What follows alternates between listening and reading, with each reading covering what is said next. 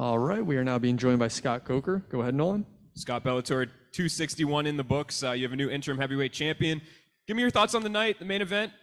Did it go down the way you were expecting?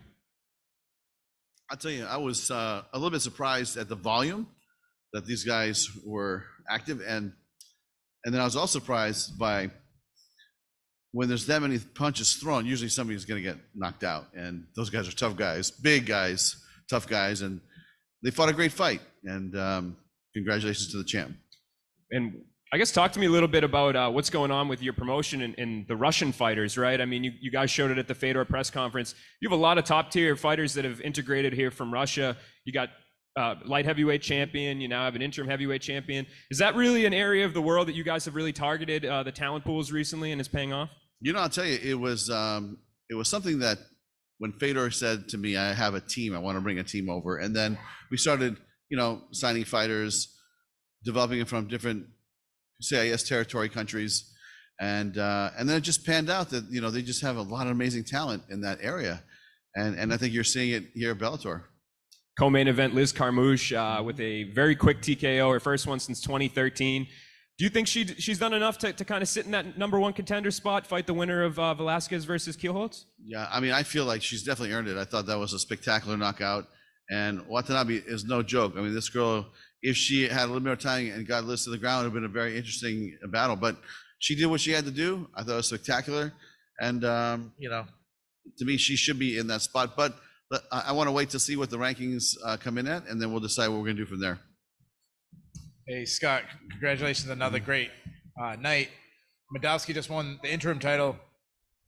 We talked about Brian Bader next. Obviously, Bader's held up in the tournament. Could be a really long time. Mm-hmm. Is Madowski going to sit on the sidelines, or are you going to book someone else? Yeah, we just talked about that for a second. We're going to meet tomorrow morning and talk about, what the next steps are. But, after breakfast tomorrow, I'll have an answer for you, because really it depends if he wants to be active or what he wants to do. So, we definitely have enough events to where we could squeeze in another fight, and depends on what happens with Ryan Bader. You're right, he could be out another 6 months, maybe 7 months. I don't see it going past that, but he could be tied up into early next year. You talked about today Fedor, you announced that he's gonna be fighting in Russia. It was a big story. You didn't announce an opponent. Is there a couple when they come into your mind that you want to leak out, that it's possibilities that you might be leaning that way? Has Fedor requested anybody? I'll tell you, there is a long laundry list here. People have raised their hands to come fight Fedor in Russia. So, I'm sure you guys know all the names that have been thrown out there. So, we're going to evaluate it, and then I'm going to talk to Fedor tomorrow morning and see what he's thinking. And I know what he's going to say. He's going to say, you guys pick it out, but I think that we should let him go home, think about it, talk to his coaches, because his coaches, his coach is not here. He's still in Holland, I think. So, it'll probably take us a week or two to figure this out, but after that, it's going to be game on. Last question is actually a two-part question. Last weekend, Anderson Silva boxed, looked really good. One, two-part question. One, what do you think of his performance? And two, I know you said in the past that you weren't interested in him. Does this change your mind? I didn't see the fight, but I heard that he looked really good, and Chavez Jr. is a professional boxer. But let me just weigh judgment until I see it. But as far as him fighting, I'm not sure. Like, he's already done it all, right? So if he wants to do super fights, in different areas like he's doing now, I think that's great. Could it work for us in the future in a super fight? Maybe, but that has not been discussed. Believe me, there's no shortage of opponents in Russia right now, and listen, the managers of all the free agents are calling. Josh Barnett was texting me today, and I talked to JDS's manager a couple of days ago, Alistair Overy. I mean, this, list goes on and on and on. And yeah, I mean, there's a lot of goats that might be a possibility in this matchup. But listen, we'll figure it out in the near future. But there is, like I said, a long list of people that have their hands raised to come fight. To me, the greatest heavyweight of all time. And yeah, why not? I mean, if I was those guys, I'd be raising my hand too. Hey, Scott, a great Bellator 261. Some had quick finishes, some had some great grappling. But, coming into fight week, there were a lot of changes going on between the fighters and their opponents. How was it, managing that and making sure that you had a successful card? It just seems like that's an ongoing challenge every week. And sometimes it works out, like this time. We put the fight together, but sometimes it doesn't work out and we send a lot of people home. And I think we had, 2 fights on the undercard that fell through over the last 2 weeks. One was a pretest that it's like a pretest, and that's just part of the protocol that we are, bound to, which is, I think, the correct way to do it. And it's just a week by week case. So, to me, I think there's light at the end of the tunnel with the COVID situation here, at least here in the United States.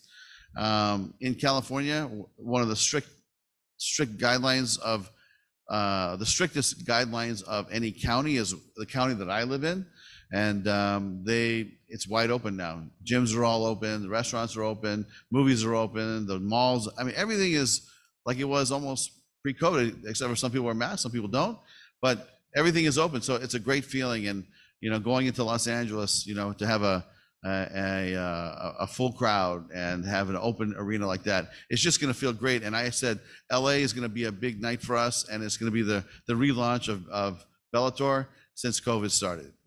One final question for me. Like you said, you've been here at the Mohegan Sun since you restarted. How could you recap that journey so far? Wow. You know what? Honestly, the Mohegan Sun has been great to us, been great partners. And it's been like a private sound stage for us. And we did all those great fights. When I look back at some of the fights we put together here in this bubble, it's quite amazing. And I have to give my staff a lot of credit and give, the Viacom protocol, piece of it was the right way to do it. And we stuck to our guns and we took about 3 months off when it initially hit. And then starting July of 2020, we started doing these fights and creating content, keep all the fighters busy, making content for CBS Sports Network and now Showtime. It's been a blessing to keep this thing going. All right, we'll take a couple more questions here. Giancarlo. Hi, Scott. Great event tonight. You just touched on it earlier about the uncertainty of COVID, the pandemic situation in other states. With the card you're having in Moscow, are you looking at maybe other countries, depending on what their situation is, to hold events, or are you going to be focusing on more the United States market towards the end of this year? Well, I mean, I'd say 80% of our fights are scheduled to be here in the U.S., and we will come back here, just like we're coming back for the Gegard Mousasi fight against John Salter on the 13th of August. But as soon as we can, start traveling to the territories that I felt that we have, really, really grown a nice piece of business. We want to get back there. And we have a lot of fighters in Europe that have been coming here, but we also want to go there and have them fight in their hometown. So, to me, I'd like to continue the international growth of Bellator, and Moscow is a big statement. I mean, to me, I honestly feel like that's something that I've wanted to do for the last 10 years since I've started working with Fedor, right? Is to go to Moscow and throw a fight. And Fedor always invited me, and I never, we couldn't work out the timing. I haven't been there. But to go there and bring Bellator there in their inaugural event and have Fedor leading us into Moscow is a special treat. Michael? Scott, congratulations on a great event. Following up a little bit on what Giancarlo asked, is Bellator, to be more specific, targeting either Mexico, Puerto Rico, or anything, or any Latin American countries to host an event in the future or in the near future? I don't think it's going to happen this year. I believe if COVID did not hit, we would already be in Latin America, especially Brazil, because that was definitely on the map. But, right now we're focusing on 80% of our business here in the US, and we have Moscow, and as Europe opens up, we'll go there. But next year, I think the sky's the limit. And we do have a lot of plans that we're laying out right now for 22 and 23, 24, and even 25. So a lot of good events in the future, and international expansion into areas that we haven't gone, that the company has identified which countries are important to them, and that's where we're going to go. Last one, Jay. Hey Scott, congratulations on the event tonight. And just continuing on with that international theme, with the move to Showtime, one of the things we saw is that Canadian viewers no longer had access to Bellator outside of the YouTube channel. Just wondering if there's an update on the broadcast situation up here. Yeah, you know what? That was something that we're trying to work out so the fans can tune back in. But I believe, like you said, it is available on YouTube, right, in Canada? Definitely is. Yeah, so we wanted to make sure that the Canadian fans still had access to it. But as far as the linear television broadcast opportunity, we're talking to a few broadcasters right now, and that might take some time, but hopefully we'll have it pieced together pretty soon. All right. Thanks for the time, Scott. Appreciate it. Thank you.